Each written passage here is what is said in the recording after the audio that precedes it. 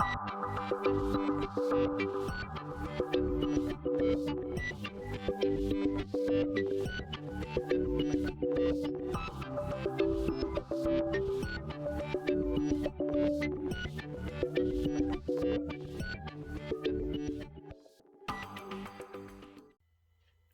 everybody, welcome to another video. Welcome to Mike's Retro Tech and the Retro Tech Loft. Another Einstein video again today. Bell Software's Super 10 games disc. Now, this is a games disc that I can't run on MAME because I can't find the shift and the break key combination. So, I thought I'd run it on my real Einstein on the Gotek, so you can actually see what it is. Now this is quite interesting, this, because it shows how, see if I can I sort the camera out? Oh, there we go, that's better. Yes. Excuse me. It shows how in the 80s they didn't really care about presentation, and a lot of games were released on the Einstein written in BASIC. So they were slow and could have been a lot better. But anyway, let's get to it. So I'll turn this on. This is Bell Software's Super 10 disc.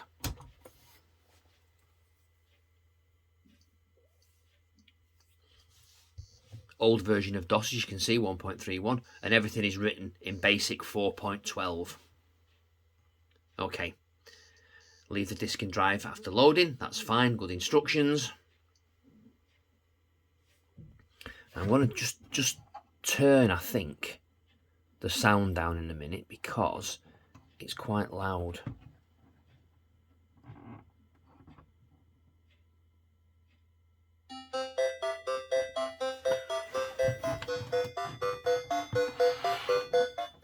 Yeah, there we go. So that's turned down. So as you saw then, it did a flood fill of all the background. And if that had been in assembler, it would have been instant. But anyway, so press shift and brake for menu. So this is menu 1. So there's the first menu. Looks normal. Menu, games, Martian Dawn, Reach for the Gods, Void, Monolith, and menu 2. Now interestingly, menu 2 loads off the Gotek, but looks like that. Doesn't say menu, doesn't have different, I mean, it's just completely different. It's just totally different. And I'm thinking that they just didn't care about anything. But yeah, there's loads of games on it. It's great. But how good they are, I have no idea. So I'm going to try music, but I don't know what music does. Never got this far because I've never run this program at all. Oh, okay.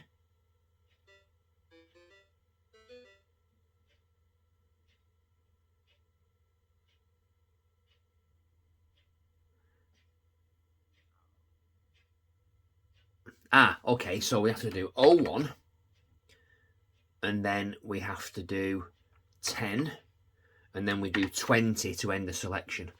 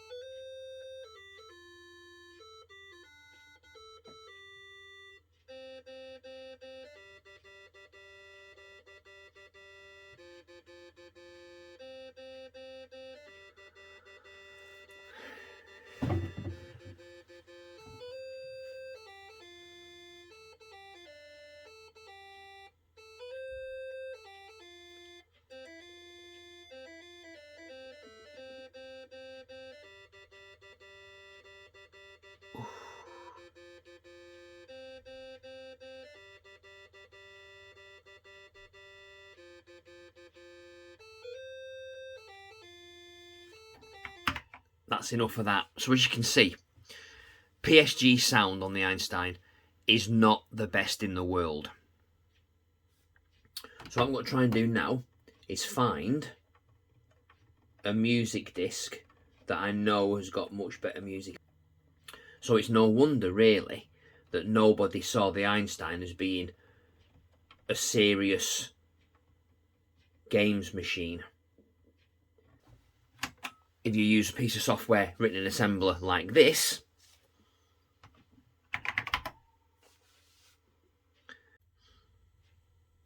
so on this disc we've got PT3 play and a load of Pro Tracker 3 tunes, which unfortunately for some reason don't work.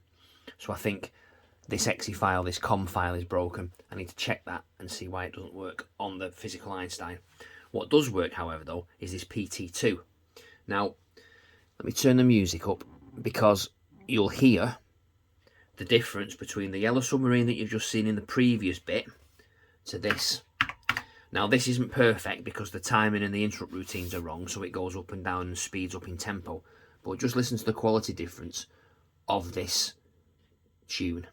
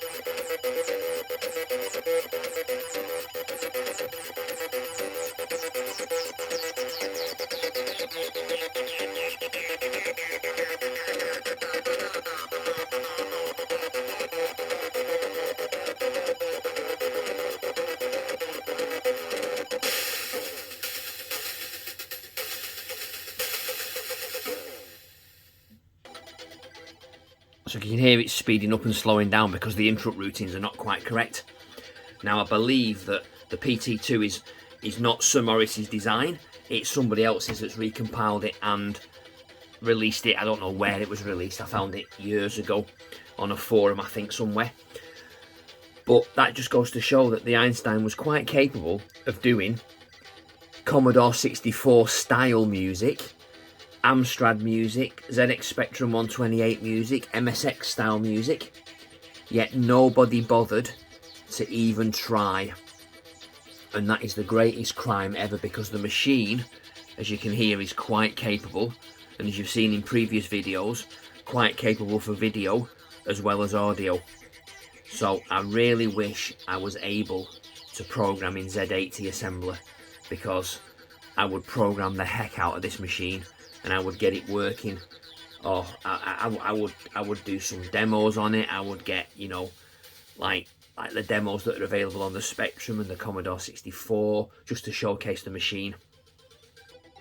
Right, that's now back to the start, so let's reboot that and try again. Let's try this PT3, because the PT3 one is much more stable, but I just don't know why it isn't working at the moment. Yeah, let's try PT3 play Alex. Oh no, what's going on there? Keyboard's funny again.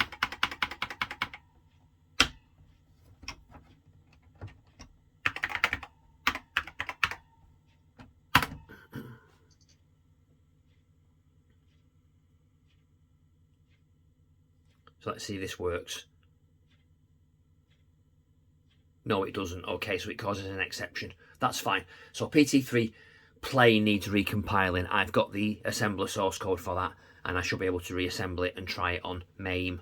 And if it works on MAME, I'll transfer it to disk, and we'll see whether that works.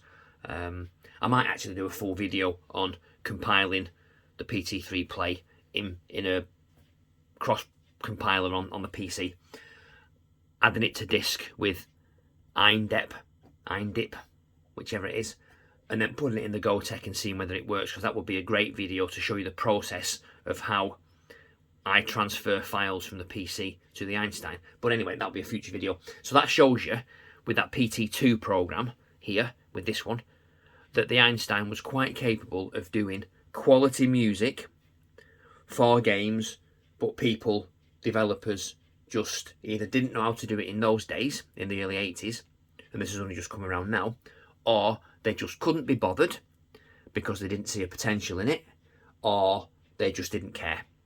So I make your own mind about that, I don't know. But there we go. Very quick video just to show you. It started off as the Bell Software 10 Super Disc, and it's degenerated into the music disc on the Einstein. But it just goes to show that the difference between music on BASIC and the music when you properly program it from DOS in assembler. It just goes to show the total difference in sound card usage that you can get out of the Einstein. So there we go. So thanks for watching this very quick video. Stay safe, everybody. Come back next week for another video, and I'll see you soon. Bye bye.